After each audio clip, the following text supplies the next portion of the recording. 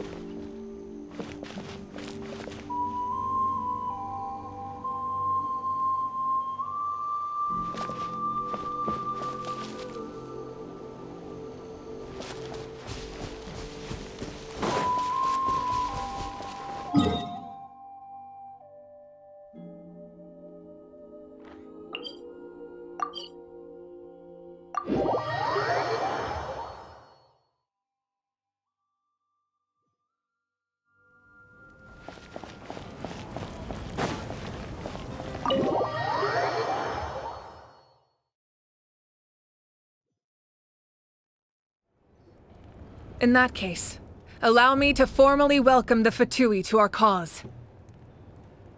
We now face a common enemy. It's time to put our differences behind us and look to the future.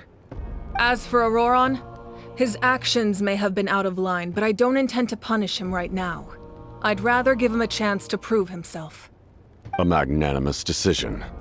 We're back! Whoa. Seeing the two of you chatting like this, Paimon almost feels like she's dreaming.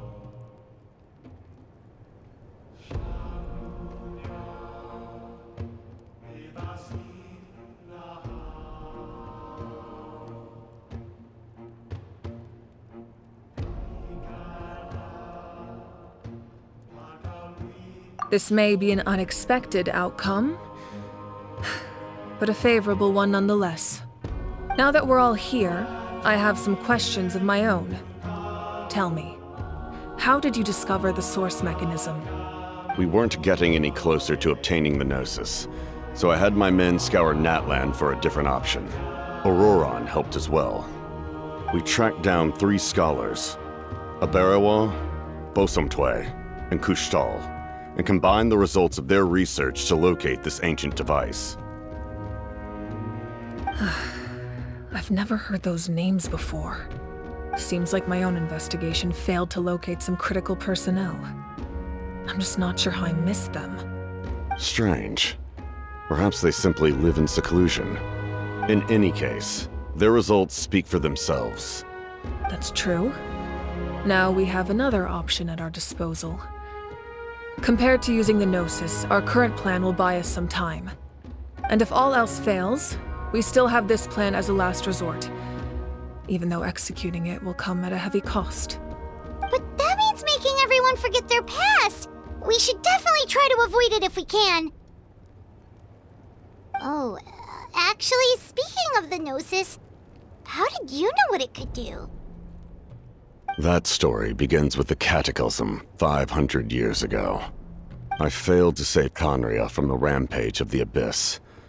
When the situation became unsalvageable, I fled to Natlan with the remainder of my platoon, only to find that Natlan had fallen victim to the same tragedy. I defended this land for quite some time, and, in the process, met the chief of the Masters of the Nightwind, Aizu. I'm sure many people viewed Conria as the cause of the tragedy, but Aizu was kind to me all the same, and even helped me in my time of need. From that moment, I made it my mission to aid Natlan. In battle, a warrior fights to win. Even though my homeland was lost, I was already committed to this fight. Together, Aizu and I fought many battles and overcame countless hardships. However, he was unable to escape his fate, and, in his final moments, told me the secret of the Gnosis. So it was him. He recommended using the Gnosis on several occasions, even before the tragedy. But I turned him down each time. You knew him, and you fought for Natlan all those years ago. Why don't I recognize you? It must be the mask. Even without the mask, my past appearance is long gone. Even with the curse of immortality, the flesh still rots. Wait, do you know someone named Dainsleif? That problem doesn't seem quite so extreme for him. You've met him already? Yeah, a bunch of times. Sounds like you know him too. During the age of Conria, all I knew was his name. The last time I saw him in person, he was traveling with the prince. He carries a degree of pain and hatred that far surpasses my own.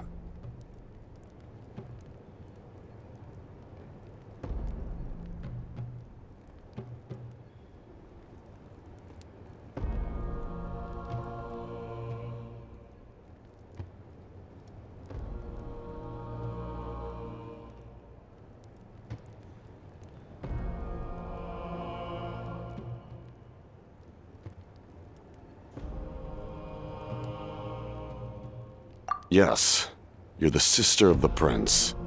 Given the role I held in Conria, I would prefer not to harm you. Although, this is likely a self-imposed burden. If the prince saw me now, I doubt he would even recognize me. As for your question, I don't know how Dane managed to slow the deterioration of his body. My appearance is much changed, and that's not the only thing.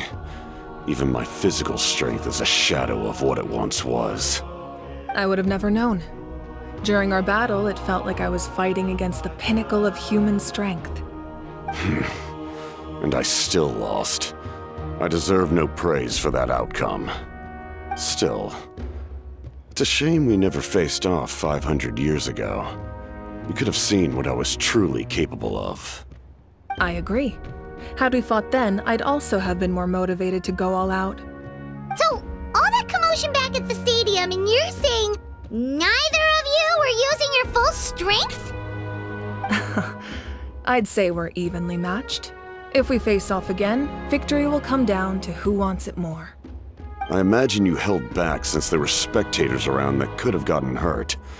But capitalizing on that situation would have only led to a hollow victory. It would have been no different than taking hostages. My goal was the Gnosis, and I failed to obtain it. That means I lost, plain and simple.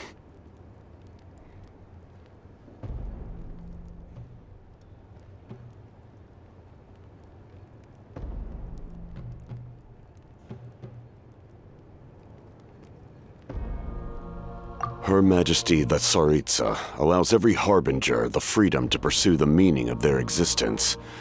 When the time comes, that freedom can take precedence over her orders. That's why our methods can be so radically different, despite sharing the same goal and the same sovereign. I needed the Gnosis because I came here to save Natlan. That was my primary motive. Once Natlan is saved, if the Gnosis still remained in my possession, I could bring it back to Snezhnaya. My decision regarding the Gnosis will not change. So let's focus on the Abyss for now. Right! What happens when all 6 heroes are together?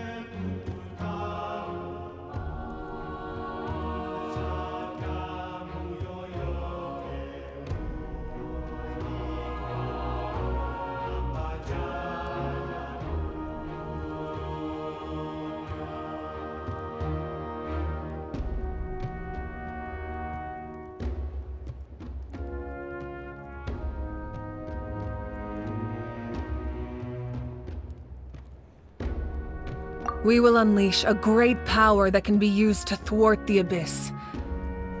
But only once. It's a power that Xbalanque gained from Renova.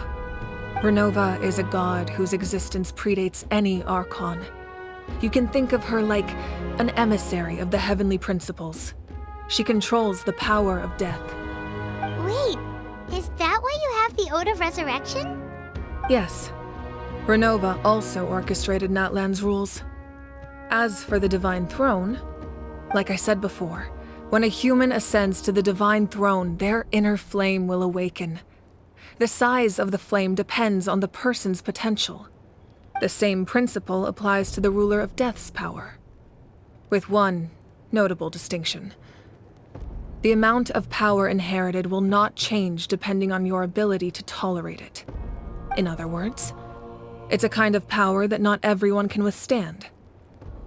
But if you survive the trial, you will gain unprecedented strength, and the ability to harness powers more formidable than any archon. That still sounds really risky. We cannot walk this path without accepting risk. Mualani charged into the Night Kingdom despite the abyssal contamination. Auroron fought back from the brink of death. In the face of their bravery, I must respond in kind. That is my duty. Spoken like a true leader. All right, that's enough for one day.